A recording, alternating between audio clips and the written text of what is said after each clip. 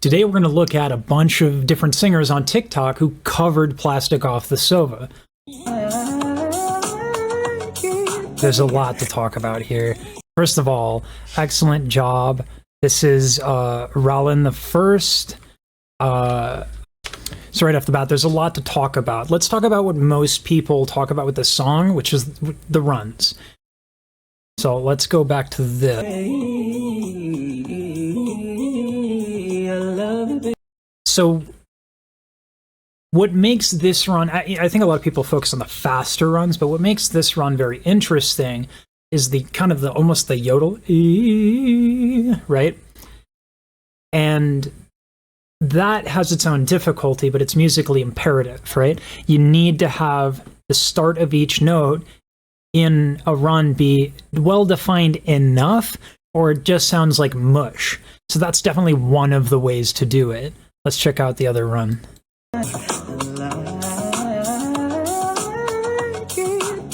Nice. So the really have an arc.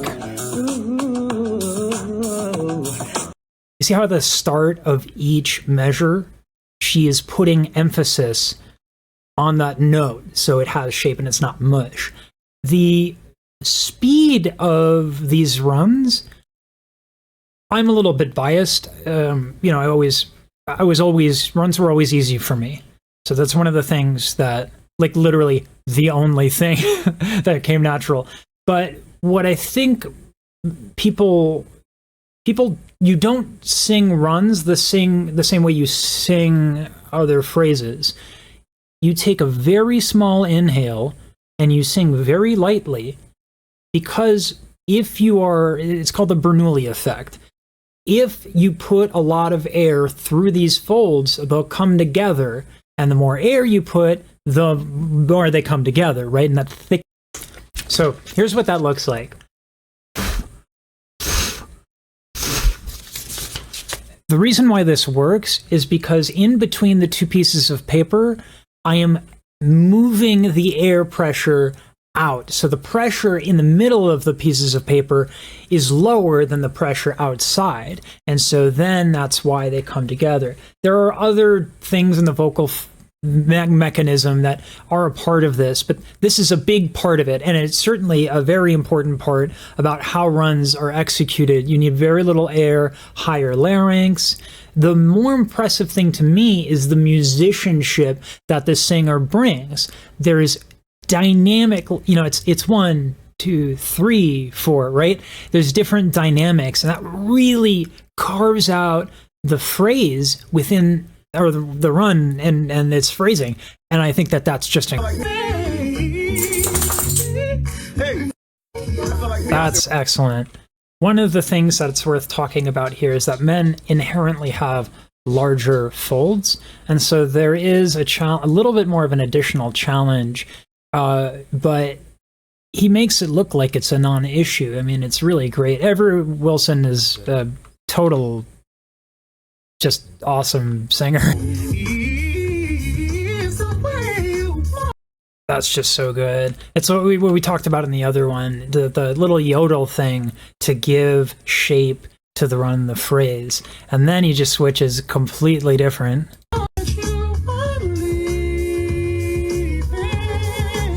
Wow.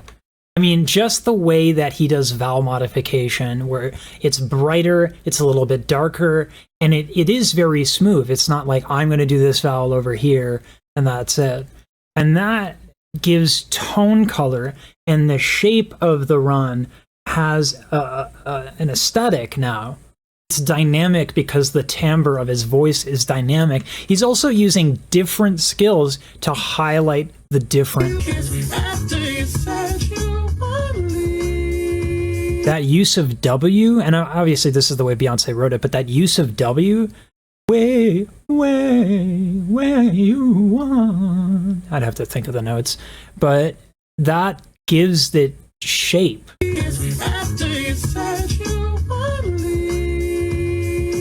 The other thing he's doing is that these higher notes,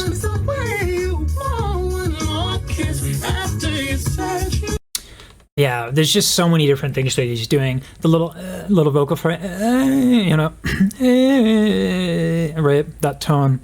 Avery Wilson has got tricks. I mean, we could literally sit here and go over every single little phrase, and so he will. Even when he's not doing a run, Avery Wilson is phenomenal at making each phrase super, super specific. So this goes back to vowel modification here, but it's not within the run. Leaving, right? Very different contrast. That E is almost an it's almost an umlaut. Leaving, right? And that gives that jump, that leap, such definition. It's fantastic.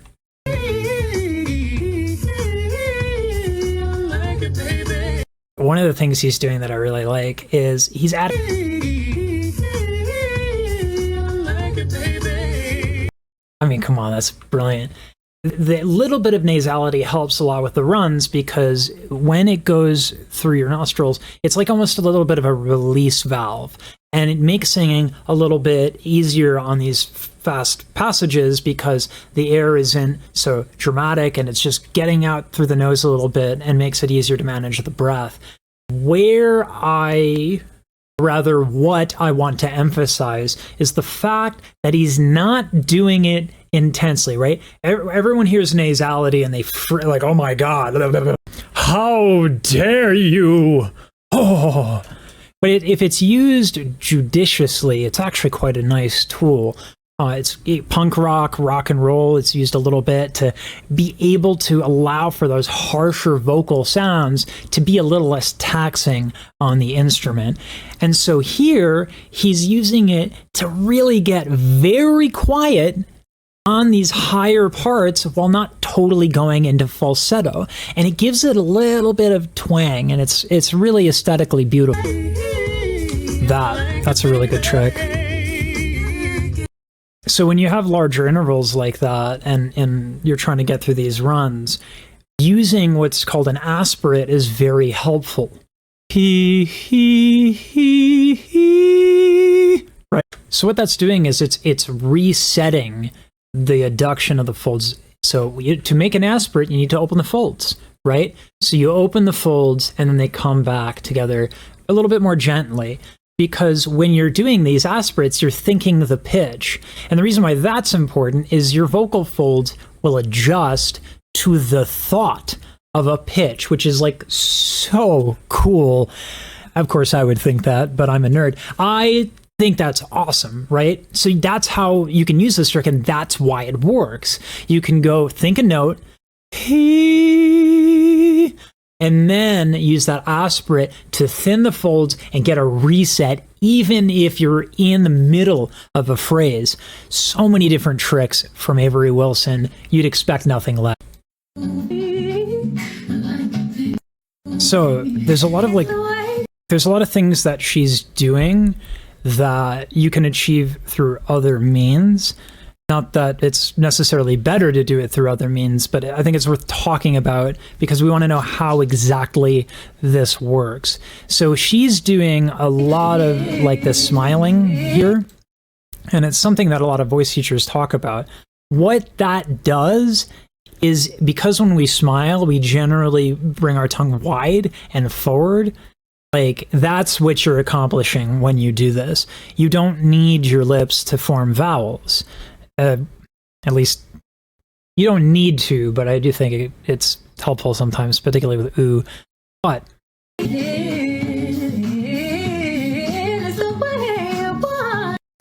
what she's doing on those runs is interesting, right? Because way, changing the vowel. Again, we've seen this before, but she's using what's called an aspirate in really interesting ways, and that's what we're seeing. So this is great for two reasons. We're actually combining some of the things we've already talked about. We are using our breath and aspirate to keep the folds together, but we're also using a little bit of a breathy tone on the bottom. And so this is what creates the aspirate gradual and ends up getting us to that one, like that, right? You're being so gentle on those W's and those, there's this higher notes. You want that. It's just a perfect way to give that the folds coming together like they do in an abrupt, right? You're controlling all of these onsets, is what they're called, the start of a note, in different ways to accomplish different, back here, demanding attention. So this is a very, very different approach artistically. The timbre, she's keeping the timbre relatively smooth, which is why I said buttery, right? This is a sentiment that follows kind of like a little bit more classical and earlier jazz, is this smoothness, but she's still using aspirates and different onsets to give shape to these runs. Furthermore, she's using some of the same vowel stuff, but just to a different degree.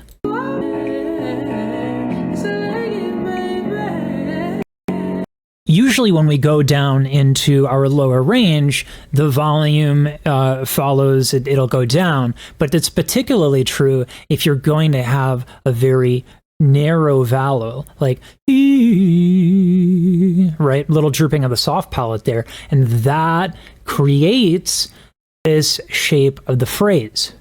She's also doing something that we didn't talk about, but was done by some of the singers, which is she's just quickly tilting her thyroid cartilage and untilting it.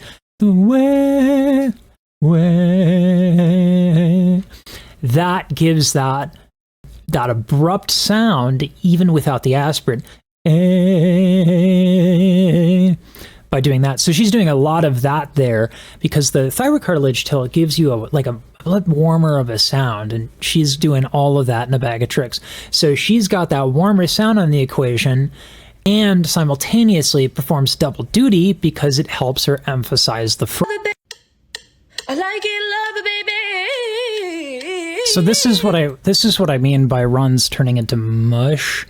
I want to be like, the singer is accomplishing something very difficult, so I don't want to be disparaging, but this is what I mean by like the challenge is doing it quick, right? That's why she has the BPM in the video. So she's not trying to articulate a beautiful phrase at 137 BPM, but to me, it's like, what's the point of this? And I understand it's impressive to some people. I just don't care. The other thing that's making it a little difficult for her is she's got her jaw jutted forward a little bit, and that could be a response to really tight lats or tight, the omohyoid. So the hyoid bone is above the larynx, right? So if your omohyoid, which is the insertion is in the scapula, the shoulder blades, all the way to the hyoid bone, since they're connected, if your back is tight and you're doing this, that will lower your larynx to a point where you don't have control over it, and it might just consistently be too low. So a lot of people who jut the jaw forward do that because they want to raise their larynx because they're being held back, literally. So that is an ideal technique. I'm not going to harp on that too much because it didn't really get that far in her way, and sometimes you just wake up with tight lats and you got to make it work. So, but that's probably my least favorite so far, just because the context of the video is more about being impressive, and that's not something I love this. I love this. It's an example of just don't take in a lot of air when you're trying to do these things. Inhale, not as much. Exhale, not as much, right?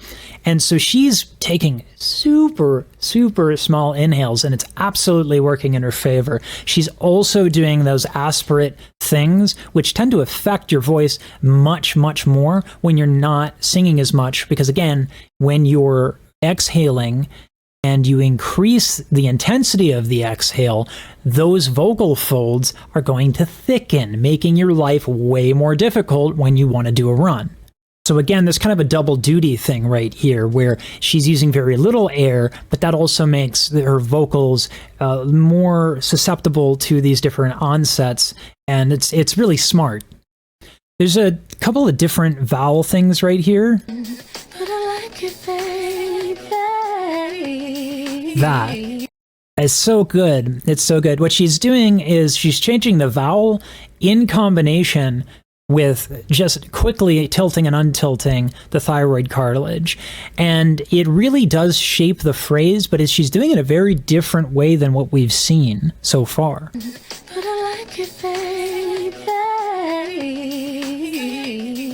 Right? That's interesting. The lowering of the lip right there to get that like Popeye kind of look.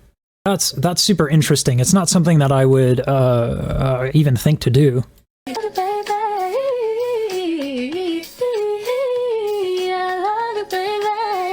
I love that she's treating the aspirate as an important part musically of the rhythm of the run.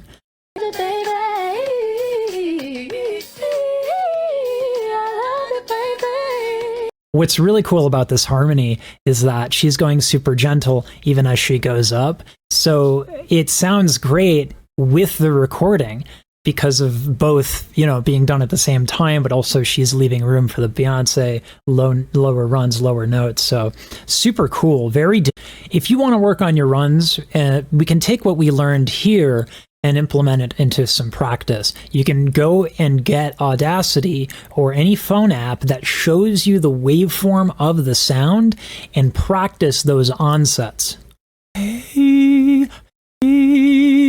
Gradual, ha, ha, abrupt, glottal.